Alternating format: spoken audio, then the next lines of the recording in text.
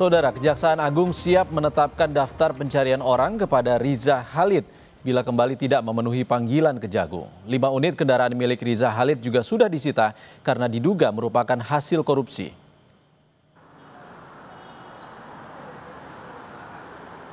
Kejaksaan Agung menyita 5 unit kendaraan yang diduga terafiliasi dengan tersangka Riza Khalid.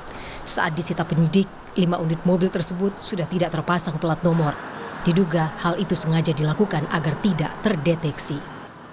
Aset-aset tersebut diduga merupakan hasil ataupun digunakan sebagai alat tindak pidana korupsi oleh Riza Khalid. Dari hasil penyitaan didapat ada 5 unit kendaraan yang di depan. Ini ada Toyota Alphard, ada Mini Cooper, ada 3 mobil sedan Mercy.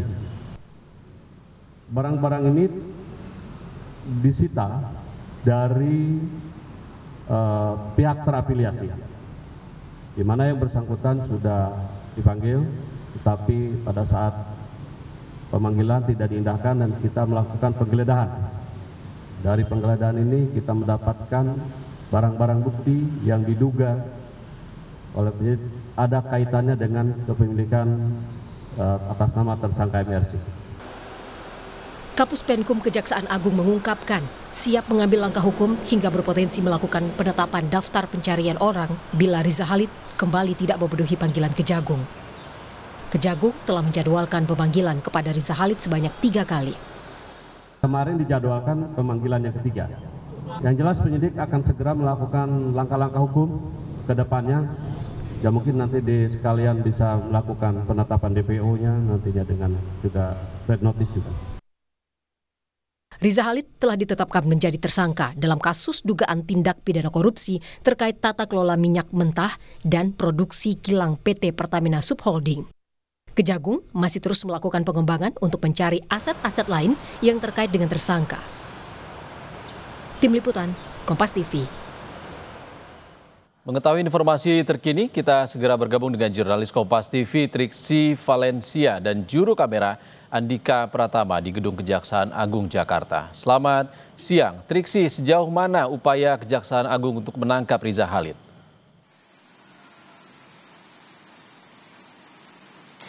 Ya, Ihsan, sejauh ini tadi yang disampaikan oleh Kapus Penkum Kejagung, Anang Supriyatna menyebutkan bahwa selain menunggu proses pemberian atau approval red notice yang saat ini masih dalam proses, sementara berkasnya ini sudah dimasukkan begitu ya ke dalam pihak kepolisian, pihak penyidik dari Kejagung ini masih menelusuri terkait dengan aset-aset yang dimiliki oleh tersangka, yakni Muhammad Riza Khalid maupun juga tersangka lainnya yang kita tahu ada 18 total, ada 17 tersangka lainnya yang ada di dalam dugaan kasus dugaan korupsi tata kelola minyak mentah dan juga produk kilang PT Pertamina tahun 2018 sampai 2023. Jadi kalau kemarin baru saja disampaikan ada beberapa aset yang kemudian berhasil didapatkan, termasuk juga ada uang tunai yang saat ini masih dalam penghitungan, baik dalam pecahan rupiah maupun juga pecahan mata uang asing.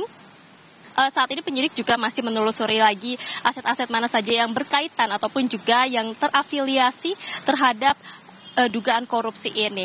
Nah, selain itu juga tadi yang disampaikan adalah masih akan dilakukan terkait dengan pemintaan keterangan terhadap pihak-pihak yang terkait begitu, baik dari keluarga Muhammad Riza Khalid sendiri maupun juga pihak-pihak yang terkait dalam kasus ini. Jadi tidak menutup kemungkinan bahwa kalau misalnya nanti ditemukan fakta-fakta terkait dengan kasus, ada lagi tersangka yang bisa ditetapkan, ini masih ada kemungkinan, termasuk juga yang dikatakan bahwa pemeriksaan terhadap saksi-saksi ini masih berlangsung juga, bahkan sampai hari ini juga ada yang dilakukan pemeriksaan, namun memang tidak disampaikan siapa, termasuk juga dari pihak mana yang hari ini dipanggil dan juga melakukan pemberian keterangan untuk bisa membantu penyidik dalam mengungkap kasus ataupun juga menangkap dari tersangka-tersangka yang memang masih berkaitan dalam lingkaran dugaan korupsi ini.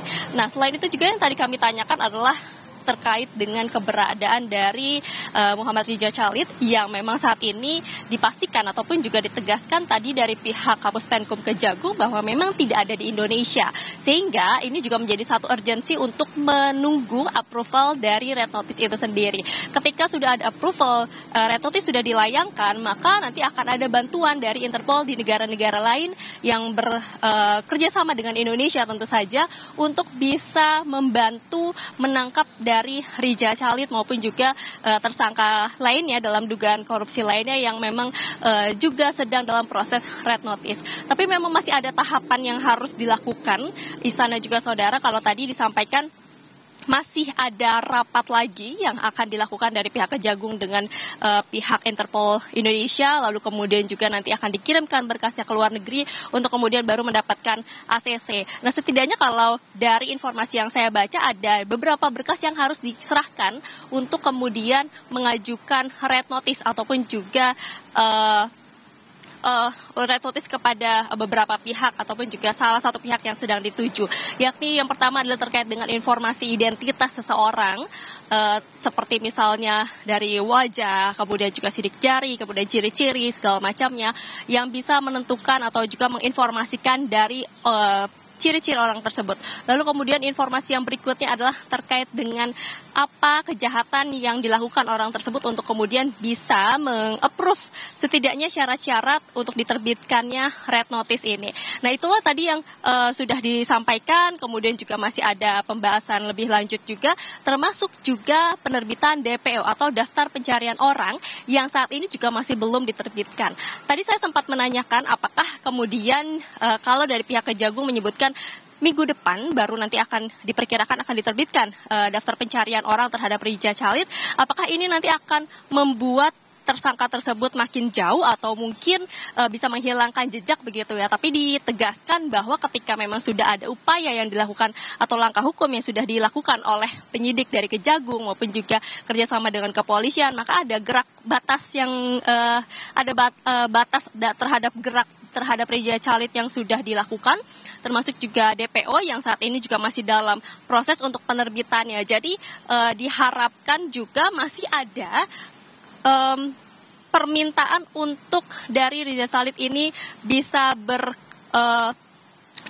datang ataupun juga bisa memenuhi pemeriksaan, datang sendiri ke dalam Kejagung ataupun juga kembali ke Indonesia, karena yang tadi dipastikan adalah bahwa keberadaan dari Ridza Khalid ini sendiri sudah tidak ada di Indonesia, sehingga maka upaya pun juga harus dikerahkan bukan hanya di dalam negeri tapi juga di luar negeri. Tapi yang seiringan berjalan adalah yakni terkait dengan penelusuran aset-aset maupun juga penelusuran lagi siapa saksi-saksi yang bisa membantu membongkar kasus ini lebih dalam.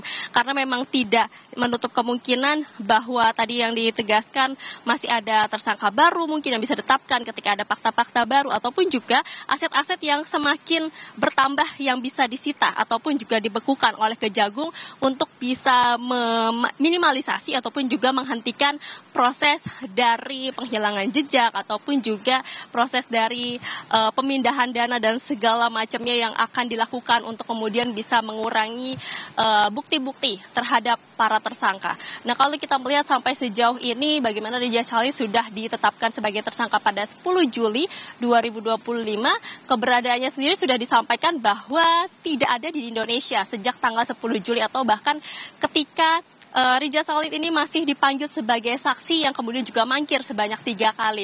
Jadi sebelum tanggal 10 Juli dirinya ditetapkan sebagai tersangka, Ridza Khalid ini juga sudah disampaikan bahwa keberadaannya tidak ada di Indonesia. Lalu setelah ditetapkan sebagai tersangka hingga saat ini juga kembali ditegaskan bahwa keberadaan Ridza Khalid ini tidak ada di Indonesia. Akan tetapi tadi disampaikan oleh Kapus Penkum Kejaksaan Agung Anang Supriyatna bahwa keberadaan Ridza Khalid ataupun juga tersangka dalam dugaan korupsi tata kelola minyak mentah dan juga produk kilang PT Pertamina tahun 2018 sampai 2023 ini sudah dipegang oleh penyidik. Jadi memang masih akan ditunggu lagi proses-proses ataupun juga dinantikan lagi proses-proses yang masih saat ini dilakukan oleh penyidik, penerbitan red notice, kemudian juga aset-aset penggeledahan yang dilakukan oleh pihak penyidik Kejaksaan Agung untuk kemudian menguatkan kembali bukti-bukti yang bisa memberikan memberikan tuntutan yang lebih berat ataupun juga nanti hukuman-hukuman yang nantinya dilihat sesuai begitu ya untuk diberikan kepada para tersangka termasuk juga kepada Rija Chalid yang juga masuk menjadi tersangka ke-18 dalam dugaan korupsi ini. Ihsan. Kejagung masih menunggu red notice dari Interpol. Terima kasih. Triksi Valencia melaporkan langsung dari Kejaksaan Agung Republik Indonesia. Terima kasih Triksi.